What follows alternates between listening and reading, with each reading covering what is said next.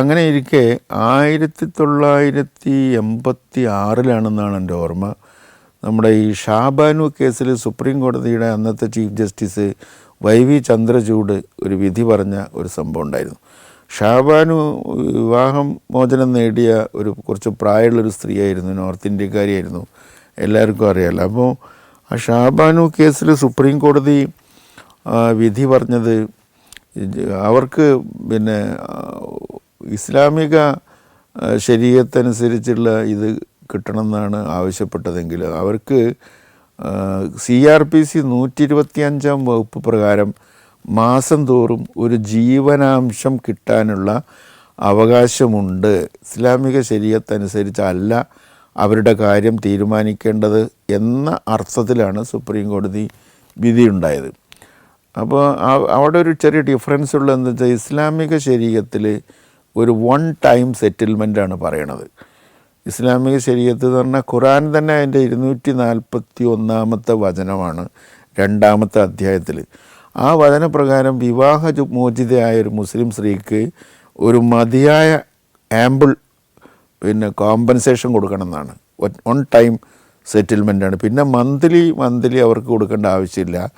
കാരണം ഒരു വിവാഹബന്ധം വേർപെട്ടാൽ അവർ പിന്നെ ഒരു അന്യ സ്ത്രീയോ അന്യ പുരുഷനുമായി, പിന്നെ ഒരു അന്യ പുരുഷനോട് ഇങ്ങനെ നിരന്തരമായിട്ട് പൈസ വാങ്ങിച്ചുകൊണ്ടിരുന്നാൽ ആ റിലേഷൻസ് അവിടെ തിയററ്റിക്കലി ഉണ്ടല്ലോ, അത് പ്രാക്ടിക്കലി ഇല്ലെങ്കിലും. അപ്പോൾ അത് ശരിയല്ല എന്നുള്ള അർത്ഥത്തിലാണ് ഇസ്ലാമിക് കൺസെപ്റ്റിൽ അങ്ങനെയുള്ളത്. അതാണ് ശരീഅത്ത് എന്നാണ് മുസ്ലിങ്ങൾ അതാണ് ശരീഅത്തായിട്ട് കണക്കാക്കുന്നത്.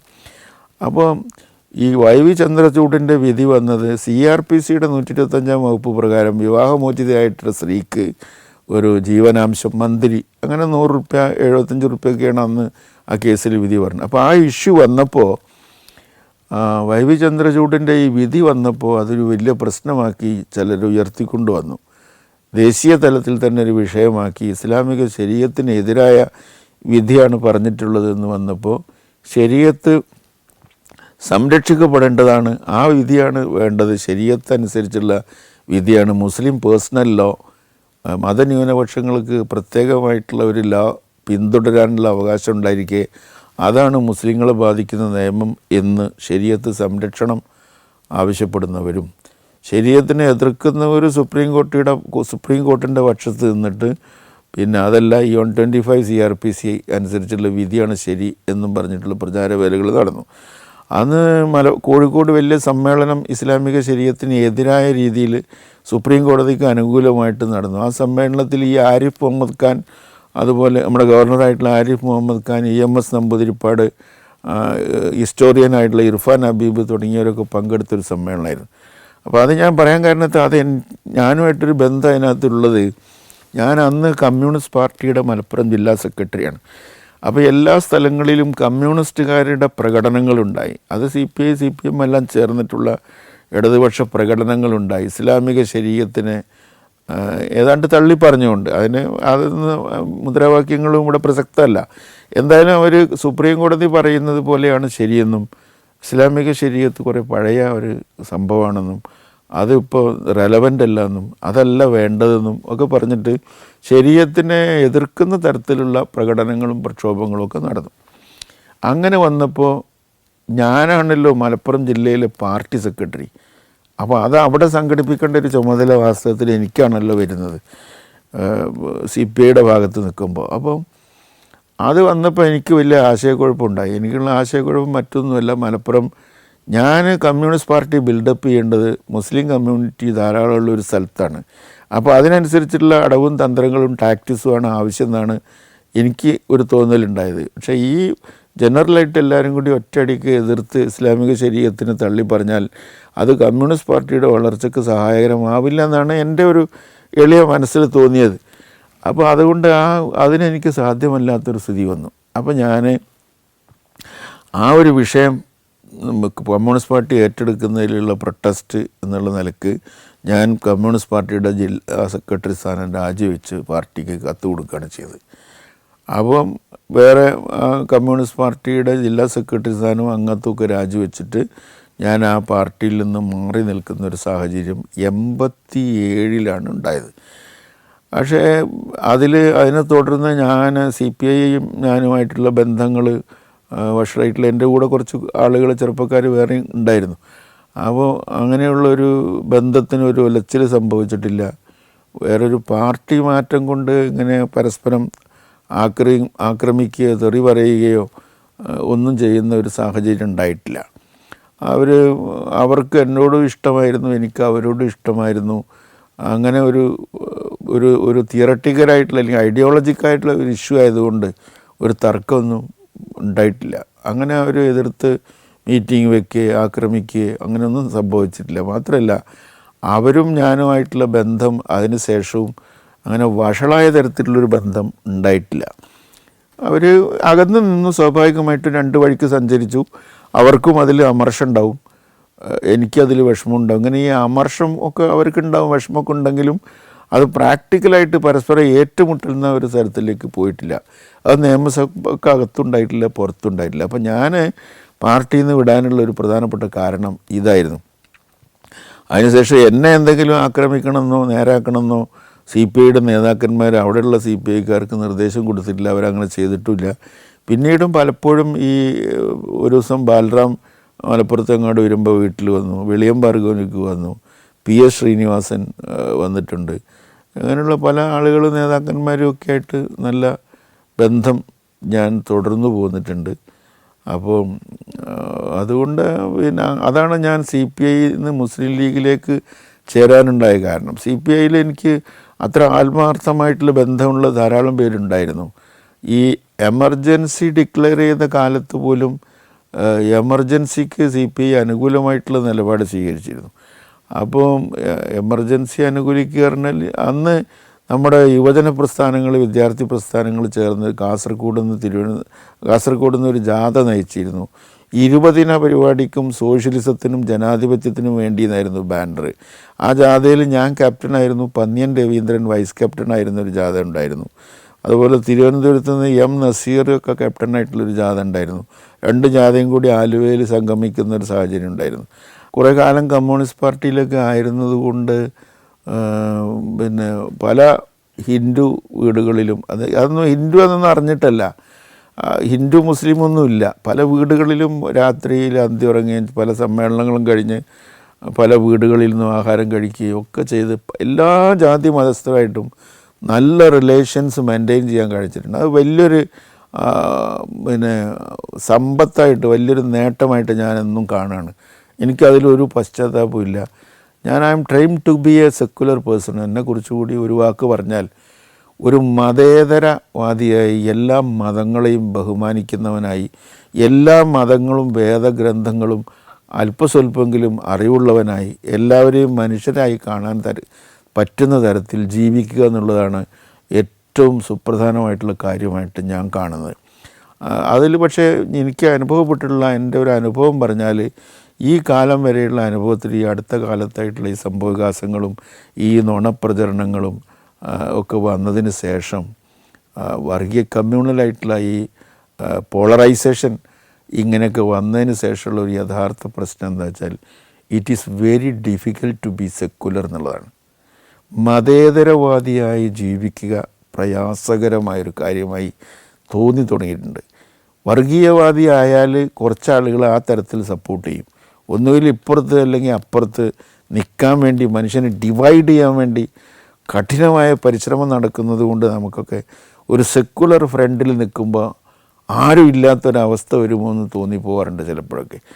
എങ്കിലും ആ ഒരു മ്യൂച്വൽ റെസ്പെക്റ്റ്, മതങ്ങളെ എല്ലാം സമാന ഇതായിട്ട് കാണാൻ, അതിൻ്റെ എല്ലാം ആന്തരാർത്ഥം എങ്ങനെ പറഞ്ഞാലും ശ്രീനാരായണ ഗുരുവിൻ്റെ പോലുള്ള ആളുകൾ പറഞ്ഞിട്ടുള്ള കാര്യങ്ങൾ, പല മതസാരവും ഏകമെന്ന് പാരാതുലകിലൊരാനയിൽ അന്ധരെന്ന പോലെ പലവിധ യുക്തി പറഞ്ഞ് ചില പാമരന്മാർ അലവത് കണ്ട് അലയാതെ അമർന്നിടണമെന്ന്.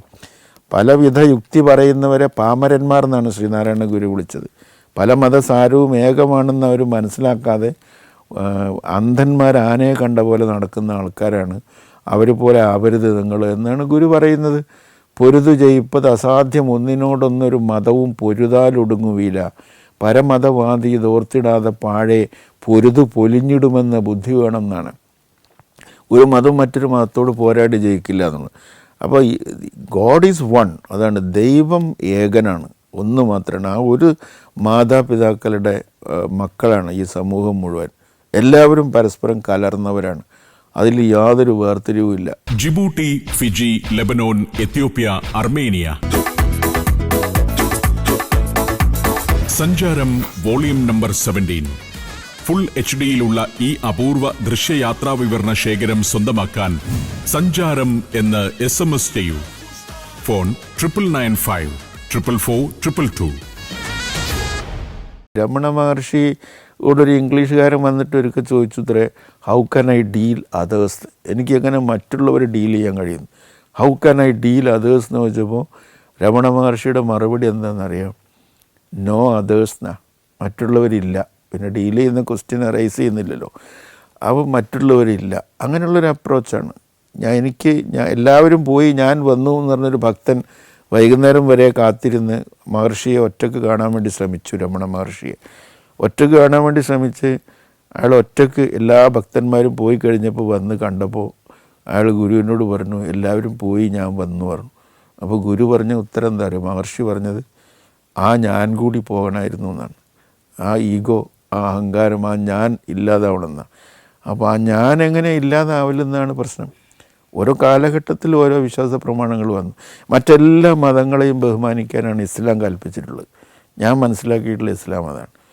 അത് തുറന്ന് ഖുർആൻ പറയുന്നുണ്ട്. എല്ലാ മതസ്ഥരെയും എല്ലാ പ്രവാചകന്മാരെയും എല്ലാ വേദഗ്രന്ഥങ്ങളെയും അംഗീകരിക്കുകയും ബഹുമാനിക്കുകയും വേണമെന്നാണ്. മറ്റുള്ളവരുടെ ആരാധിക്കുന്ന ദൈവസങ്കല്പങ്ങളെ നിങ്ങൾ പരിഹസിക്കരുത്, നിന്ദിക്കരുത്, അവഹേളിക്കരുത്. അത് ഒരിക്കലും ചെയ്യാൻ പാടില്ലാത്ത കാര്യമാണ്. നിങ്ങളുടെ വിശ്വാസ പ്രമാണങ്ങളിൽ ഉറച്ചു നിന്നോളൂ, കുഴപ്പമില്ല.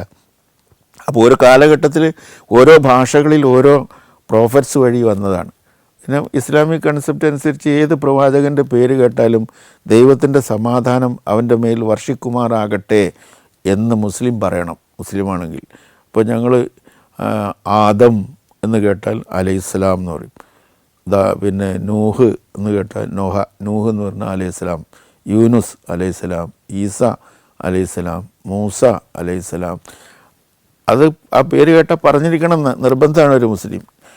എന്താണ് പറയുന്നത്? ഇപ്പോൾ ഈസ നബി, ഈസ എന്ന് കേട്ടാൽ ഉടനെ അലൈഹിസ്സലാം, ദൈവത്തിൻ്റെ സമാധാനം അദ്ദേഹത്തിൻ്റെ മേൽ വർഷിക്കുമാറാകട്ടെ. അബ്രഹാം എന്ന് കേട്ടാൽ അലൈഹിസ്സലാം, അദ്ദേഹത്തിൻ്റെ മേലും അദ്ദേഹത്തിൻ്റെ കുടുംബത്തിൻ്റെ മേലും സമാധാനം വർഷിക്കുമാറാകട്ടെ. അദ്ദേഹത്തിൻ്റെ കുടുംബാരാ? എല്ലാവരും അദ്ദേഹത്തിൻ്റെ കുടുംബം തന്നെയാണ്. അപ്പോൾ എല്ലാ പ്രോഫറ്റ്സിനെയും ബഹുമാനിക്കുക, എല്ലാ മതങ്ങളെയും റെസ്പെക്റ്റ് ചെയ്യുക, എല്ലാം ഒരു ദൈവത്തിൽ നിന്നാണെന്ന് മനസ്സിലാക്കുക. ദൈവത്തിന് ഒരുപാട് പേരുകൾ, എന്ത് പേര് വിളിക്കണം എന്നുള്ള തർക്കമാണ് ഇന്ത്യയിലൊക്കെ ഇപ്പോൾ എല്ലാവരും ഉപയോഗിക്കുന്നൊരു കാര്യം. എന്താണ് ദൈവത്തിൻ്റെ പേര്? അപ്പോൾ ഞാൻ വിളിക്കുന്ന പേര് തന്നെ നിങ്ങളും വിളിക്കണം എന്ന് പറഞ്ഞ് മറ്റുള്ളവരെ പ്രേരിപ്പിക്കുകയാണ്. എന്നാൽ ഞാനൊരു കാര്യം മനസ്സിലാക്കിയിട്ടുള്ളത്, ദൈവത്തിന് പേരില്ല എന്നാണ്. He has no name, he or she has no name.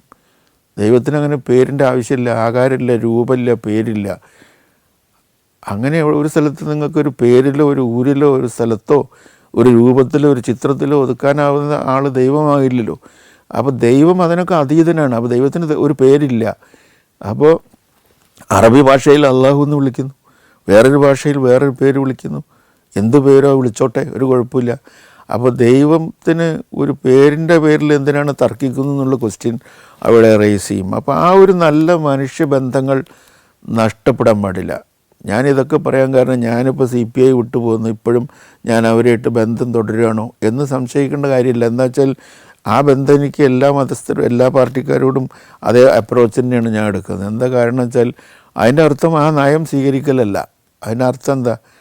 അതിൻ്റെ അർത്ഥം ഇപ്പോൾ മതസൗഹാർദ്ദത്തിന് എത്ര സെമിനാർ നടക്കുന്നുണ്ട്, രാഷ്ട്രീയ സൗഹാർദ്ദത്തിന് വല്ല സെമിനാർ നടക്കുന്നുണ്ട്. രാഷ്ട്രീയ പാർട്ടികളും തമ്മിൽ സൗഹാർദ്ദം വേണ്ടേ? രാഷ്ട്രീയക്കാരാണ് മതസൗഹാർദ്ദ സമ്മേളനം നടത്തുക. അപ്പോൾ ഒരു അച്ഛനെയും ഒരു മുസ്ലിയാരിയൊക്കെ വിളിച്ചുകൊണ്ടെന്ന് ഒന്നടുപ്പിച്ചിരുത്തി ഒരു സന്യാസിയെ വിളിച്ചുകൊണ്ടെന്ന് മൂന്നാൾ പ്രസംഗിച്ച് പിരിച്ചു വിട്ടാൽ അതായോ? ഇല്ലല്ലോ. അപ്പോൾ അങ്ങനെ മതങ്ങൾ തമ്മിൽ സൗഹാർദ്ദം വേണമെന്ന് വാദിക്കുന്ന ആളുകൾ രാഷ്ട്രീയ പാർട്ടികൾ തമ്മിൽ, രാഷ്ട്രീയക്കാർ തമ്മിൽ സൗഹാർദ്ദം വേണമെന്നും ആഗ്രഹിക്കണ്ടേ? ആ സൗഹാർദ്ദത്തിന് ഇല്ലെങ്കിലും ഈ സൗഹാർദ്ദം ഇല്ലെങ്കിലും സംഭവിക്കാനുള്ള ഒന്ന് തന്നെയല്ലേ മതങ്ങൾ തമ്മിൽ സൗഹാർദ്ദം ഇല്ലാഞ്ഞാൽ മനുഷ്യർക്ക് നാശം സംഭവിക്കും, സ്വത്തും ജീവനും നഷ്ടപ്പെടും. അതുതന്നെ രാഷ്ട്രീയ സൗഹാർദ്ദം ഇല്ലാഞ്ഞാലും നഷ്ടപ്പെടുന്നത്, അതാണ് യുദ്ധങ്ങളിൽ നഷ്ടപ്പെടുന്നത്, അതാണ് രാഷ്ട്രങ്ങൾ തമ്മിൽ കലഹിച്ചാൽ നഷ്ടപ്പെടുന്നത്. അതിനെതിരായിട്ടൊരു വലിയ ശബ്ദം വന്നത് മലപ്പുറം ജില്ലയിൽ നിന്നാണ്. പൂന്താന നമ്പൂതിരി ജ്ഞാനപ്പാനയിൽ കൂടെയല്ല പിറക്കുന്ന നേരത്തും കൂടെയല്ല മരിക്കുന്ന നേരത്തും മധ്യേ ഇങ്ങനെ കാണുന്ന നേരത്ത് മത്സരിക്കുന്നത് എന്തിന് നാം വൃഥാ എന്ന് ചോദിച്ചത് മലപ്പുറം ജില്ലയിൽ നിന്നാണ് ആ ശബ്ദം ഉയർന്നു വന്നത്. പൂന്താന നമ്പൂതിരി ഒറ്റയ്ക്ക് ജനിക്കുകയും ഒറ്റയ്ക്ക് മരിക്കുകയും ചെയ്യുന്ന മനുഷ്യർ ഇടവേളകളിൽ കലഹിക്കുന്നത് എന്തിനാണെന്നൊരു ക്വസ്റ്റ്യൻ. അപ്പോൾ അതുകൊണ്ട് ആരെയും തള്ളിക്കളയരുത്, ആരെയും കുറച്ച് കാണരുത്, ആരെയും മോശക്കാരായി ചിത്രീകരിക്കരുത്. നയനിലപാടുകളെ എതിർക്കാം, സംവാദത്തിൽ ഏർപ്പെടാം, അതിനൊന്നും യാതൊരു തെറ്റുമില്ല. അപ്പോൾ ആ ഒരു ബന്ധം എല്ലാ പാർട്ടികളും എല്ലാ നേതാക്കന്മാരും എല്ലാ മനുഷ്യരും എല്ലാ മതങ്ങളും തമ്മിൽ ആവശ്യമാണെന്നുള്ളതാണ് പരമമായ സത്യം. അതാണ് ദൈവം ആഗ്രഹിക്കുന്നത്, മറ്റൊന്നുമില്ല. അപ്പോഴേ ഒരാൾക്ക് ശരിയായ ദൈവവിശ്വാസിയാകാൻ പറ്റുള്ളൂ. അപ്പോൾ അങ്ങനെ ഒരു അപ്രോച്ചാണ് ഞാൻ സ്വീകരിക്കുന്നത്. അതുകൊണ്ട് എനിക്ക് ദോഷമുണ്ടായിട്ടുണ്ട്, എനിക്ക് ഗുണമുണ്ടായിട്ടുണ്ട്. നല്ലൊരു വിഭാഗം ആളുകൾ ആ കാരണത്താൽ തന്നെ എന്നെ ബഹുമാനിക്കുകയും ഇഷ്ടപ്പെടുകയും ചെയ്യുന്നവരുണ്ട്. നല്ലൊരു വിഭാഗം ആളുകൾ ആ കാരണത്താൽ എന്നെ വെറുക്കുന്നുണ്ട്. ഞാൻ അവർ വിചാരിച്ചതുപോലെ ഒരു കമ്മ്യൂണലായി കിട്ടുന്നില്ലല്ലോ, ഞാൻ അത്ര അവർ വിചാരിക്കുന്നത് പോലെ അത്ര ഷാർപ്പായിട്ട് മറ്റുള്ളവരെ ക്രിട്ടിസൈസ് ചെയ്യുന്നില്ലല്ലോ. അതാണ് ശക്തമായിട്ട് വിമർശിക്കുന്ന ഒരാൾക്ക് കയ്യടി കിട്ടും, ശക്തമായി എതിർക്കുന്ന ഒരാൾക്ക് അതിൻ്റെ ഒരു കുറച്ച് ആളുകളുണ്ടാവും. അത് വേണ്ട, ആ കയ്യടിയും ആ ആനുകൂല്യങ്ങളും ആവശ്യമില്ല എന്ന് കരുതിയിട്ടാണ് ഞാനൊക്കെ മുന്നോട്ട് പോകുന്നത്. ഞാൻ മുസ്ലിം ലീഗിലേക്ക് രാജിവെച്ച് വരുന്ന സമയത്ത് മുസ്ലിം ലീഗ് പ്രതിപക്ഷത്താണ്. ഞാൻ വരുന്നത് ഭരണകക്ഷിയിൽ നിന്ന് പ്രതിപക്ഷത്തേക്കാണ്. പിന്നീട് 14 വർഷം കഴിഞ്ഞിട്ടാണ് ഞാനൊരു നിയമസഭയിലേക്ക് മത്സരിച്ച്. അതിനിടയിൽ ആകെ ഞാൻ ഒരു ജില്ലാ പഞ്ചായത്തിലേക്ക്, ജില്ലാ കൗൺസിലാണെന്ന് കരുണാകരൻ ഗവൺമെൻറ് കാലത്ത് പിരിച്ചുവിട്ട കൗൺസിൽ എന്ന് പറഞ്ഞാൽ ആ കൗൺസിലിലേക്ക് മത്സരിച്ച് ജയിച്ച് ഞാൻ ജില്ലാ കൗൺസിലറായിട്ടുണ്ട്. കറക്റ്റാണ്. പക്ഷേ ഒരു തെരഞ്ഞെടുപ്പ്, ഒരു നിയമസഭാ തെരഞ്ഞെടുപ്പിൽ ഞാൻ ആദ്യമായി മത്സരിക്കുന്നത് ഞാൻ മുസ്ലിം ലീഗിൽ ചേർന്ന് ആഫ്റ്റർ 14 ഇയേഴ്സാണ് അല്ലേ. വനവാസ കാലം കഴിഞ്ഞിട്ടാണ് ഞാൻ വാസ്തവത്തിൽ അത്രയും കാലം കഴിഞ്ഞിട്ടാണ് ഞാനൊരു സ്ഥാനാർത്ഥിയായിട്ട് മത്സരിക്കുന്നതും ജയിക്കുന്നതും. ശിഹാബ് തങ്ങളുടെ കൂടെ ഒരിക്കൽ ഞാൻ ഇവിടെ പോയി, ബോംബെയിൽ പോയി. അപ്പം പോകാൻ കാരണം എന്താ വെച്ചാൽ അവിടെ ഒരു ബോംബെ മുസ്ലിം ജമാഅത്ത് എന്ന് പറഞ്ഞിട്ട് അവിടെ കച്ചവടം ചെയ്യുന്ന പല ബിസിനസ്സും ചെയ്യുന്ന ധാരാളം മുസ്ലിങ്ങളുടെ ഒരു ഓർഗനൈസേഷൻ ഉണ്ട്. അവർ നടത്തുന്ന ഒരു സാംസ്കാരിക സമ്മേളനത്തിൽ, അത് നബിദിനത്തോടനുബന്ധിച്ച് നടത്തുന്ന ഒരു സമ്മേളനത്തിൽ സംസാരിക്കുന്നതിന് വേണ്ടിയാണ് തങ്ങളും ഞാനും ക്ഷണിക്കപ്പെട്ടത്. അപ്പോൾ തങ്ങളെ കൂടെ തന്നെ ഞാനും പോയി. അതിനു മുമ്പ് അവിടെ വയലിത്തറ മുഹമ്മദ് കുഞ്ഞി മുസ്ലിയാർ എന്ന് പറയുന്ന അദ്ദേഹം അവിടെ കുറച്ച് പ്രഭാഷണം നടത്തിക്കൊണ്ടിരിക്കുകയായിരുന്നു ഒരു 3 ദിവസം. അതിൻ്റെ ഒരു കൾമിനേഷനിലാണ് ഞങ്ങൾ ക്ഷണിക്കപ്പെട്ടത്. അപ്പോൾ കോഴിക്കോട് വിമാനത്താവളത്തിൽ നിന്ന് വിമാനങ്ങളൊക്കെ ഫ്ലൈ ചെയ്യാൻ തുടങ്ങി അധികകാലമായിട്ടില്ല. അപ്പോൾ ആ വിമാനത്തിൽ കോഴിക്കോട് ബോംബെ ഫ്ലൈറ്റ് ഉണ്ട്. അപ്പോൾ കോഴിക്കോട് ബോംബെ ഫ്ലൈറ്റിൽ പോയി ഞങ്ങൾ അവിടെ ചെന്ന് താമസിച്ച് ശിഹാബ് തങ്ങളുടെ കൂടെയുള്ള യാത്ര, ഒരു നല്ല ശിഹാബ് തങ്ങൾ നല്ല നീല നിറത്തിലുള്ള ഒരു സ്കൈ ബ്ലൂ നിറത്തിലുള്ള സൂട്ട്, സഫാരി സൂട്ടൊക്കെ ധരിച്ച് ഒരു തൊപ്പിയൊക്കെ വെച്ച് അല്ലെങ്കിൽ നല്ല സുമുഖനാണല്ലോ. അദ്ദേഹത്തിൻ്റെ കൂടെ എയർപോർട്ടിലേക്ക് പോയി വിമാനത്തിൽ കയറി. നല്ല നർമ്മബോധം ഉണ്ടായിരുന്ന ആളാണ് അദ്ദേഹം. അവിടെ പോയി ഒരു പ്രഭാഷണമൊക്കെ നടത്തി പിന്നെ തിരിച്ചു പോരുകയാണ് പിറ്റേ ദിവസം. ആ ദിവസം അവിടെ നിന്ന് പ്രഭാഷണത്തിൻ്റെ അന്ന് അവിടെ നിന്ന് പിറ്റേ ദിവസം ഏർലി മോർണിംഗിലുണ്ട് ഫ്ലൈറ്റ് ഉണ്ട് അവിടെ നിന്ന് കാലിക്കറ്റിലേക്ക്. ഞങ്ങൾ രണ്ടുപേരും കൂടി മടങ്ങി പോരുകയാണ്. അപ്പോൾ ഈ വിമാനം ടേക്ക് ഓഫ് ചെയ്യില്ല, താമസിക്കുകയാണ്. എന്തുകൊണ്ടും അറിയില്ല, ഇടയ്ക്ക് ഇങ്ങനെ അനൗൺസ് ചെയ്ത് ടേക്ക് ഓഫ് ചെയ്ത് ഇങ്ങനെ നേരം വയ്യാണ്, ടേക്ക് ഓഫ് ചെയ്യാതെ. അപ്പോൾ അതിൻ്റെ ഒരു എമർജൻസി എക്സിറ്റ് എന്ന് പറഞ്ഞ ഡോറ് അവിടെ ഇങ്ങനെ 2-3 ക്രൂ എൻജിനീയർമാർ വന്നിട്ട് ഇങ്ങനെ അഴിക്കണു പിടിക്കണു, അത് തുറക്കുന്നുണ്ട് അടക്കുന്നുണ്ട്, ഏതോ സ്ക്രൂ മുറുക്കാൻ എന്തൊക്കെയോ ചെയ്തുകൊണ്ടിരിക്കുന്നുണ്ട്. അത് ഞങ്ങൾ ഈ പുറത്തിരിക്കുന്നതിന് നേരെ ഓപ്പോസിറ്റാണ്. അപ്പോൾ അത് അവിടെ എന്തോ ഒരു തകരാറുണ്ട്, അതുകൊണ്ടാണത് പുറപ്പെടാത്തതെന്ന് മനസ്സിലായി. അവസാനം ടേക്ക് ഓഫ് അനൗൺസ് ചെയ്തു. ഇതൊക്കെ ശരിയാക്കി അവർ പോയി അനൗൺസ് ചെയ്ത്. അപ്പോൾ ശിഹാബ് തങ്ങൾ ഇവിടെ ഇരിക്കും, ഞാനും അടുത്തിരിക്കുക. അപ്പോൾ തങ്ങൾ എന്നോട് പറയാണ്, ഖാദറെ ഒന്ന് പോയി നോക്കാം ശരിക്കും അടഞ്ഞിട്ടുണ്ടോ. ശരിക്ക് ആ ഡോർ അടഞ്ഞിട്ടുണ്ടോ എന്ന് പോയി നോക്കാമെന്ന് അദ്ദേഹം പറയാണ്. അവിടുന്ന് പിന്നെ മലപ്പുറത്ത് ഫ്ലൈറ്റ് ഇറങ്ങി കോഴിക്കോട് നിന്ന് അദ്ദേഹത്തിൻ്റെ കാറിൽ ഞാൻ മലപ്പുറം വരെ വന്നപ്പോൾ അദ്ദേഹത്തിൻ്റെ വീട്ടിലേക്ക് തിരിഞ്ഞു പോകുന്ന വഴി കഴിഞ്ഞ് പിന്നെ എനിക്ക് 2 കിലോമീറ്റർ മുന്നോട്ട് ഓടാനുണ്ട്. അപ്പോൾ ഞാൻ അവിടെ ഇറങ്ങാൻ പറഞ്ഞു. ഞാൻ ഇവിടെ ഇറങ്ങാമെന്ന് പറഞ്ഞു തങ്ങളോട്. തങ്ങൾക്ക് വീട്ടിലേക്ക് നേരെ പോയാൽ മതി. അപ്പോൾ ഞാനിവിടെ ഇറങ്ങാം, ഞാൻ ഇവിടുന്ന് ഒരു ഓട്ടോറിക്ഷ എന്തെങ്കിലും എടുത്ത് പോകുന്നതാണ്. സമ്മതിച്ചില്ല അദ്ദേഹം. അത് പറ്റില്ല, ഞാൻ നിന്നെ വിളിച്ചു കൊണ്ടുപോയതാണ്, അപ്പോൾ ഉമ്മാക്ക് നിന്നെ മോനെ തിരിച്ചേൽപ്പിക്കണ്ടേന്ന് പറഞ്ഞതിനോട് എൻ്റെ വീട് വരെ കാറിൽ വന്ന്. അപ്പോൾ ശിഹാബ്ദങ്ങളൊക്കെ വീട്ടിൽ വരികയാണെങ്കിൽ അതിനനുസരിച്ചൊരു സൽക്കാരമൊന്നും ആർക്കും അറിയില്ലല്ലോ. അവിടെ അദ്ദേഹം വരുന്നതും അറിയില്ല, എനിക്കും അറിയില്ലല്ലോ. ഞാനും അപ്പോൾ വരികയല്ലേ. ഞങ്ങൾ 2 പേരും കൂടി അവിടെ ചെന്ന് ഞാൻ ഇറങ്ങിക്കഴിഞ്ഞ് ഞാൻ വീട്ടിലേക്ക് വേഗം കയറുകയാണെന്ന് തങ്ങൾ നേരം പോയി കണ്ടപ്പോൾ ഇക്കോട്ട് വിചാരിച്ച്. അദ്ദേഹം പോവല്ല, അദ്ദേഹം എൻ്റെ പുറകെ വരികയാണ്. അദ്ദേഹം വീട്ടിൽ കയറി വന്നിട്ട് ഉമ്മ എവിടെ എന്ന് ചോദിച്ചു. ഉമ്മ വിളിച്ച് ആ മോനെ ഏൽപ്പിച്ചിരിക്കുന്നു കേട്ടോ എന്ന് പറഞ്ഞിട്ട് എന്നെ ഏൽപ്പിച്ചു കൊടുത്ത് സുഖം തന്നെ അല്ലേ എന്നും ചോദിച്ച് സന്തോഷം പറഞ്ഞ് വേഗം ഇറങ്ങിപ്പോയി.